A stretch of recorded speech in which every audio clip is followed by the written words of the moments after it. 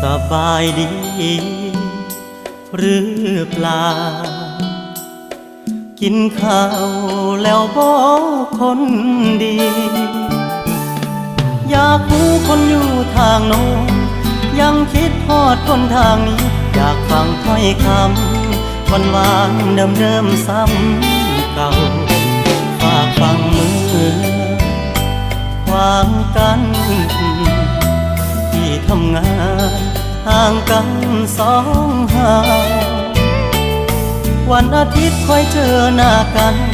สู้กับงานวันจันทร์หอดเสาร์บอกใจเงาเงาคิดทอดอดเอาสามก่อนยามอยู่ห่างสายตาลมหนาวผ่านมาห่มผ่านหนายามนอน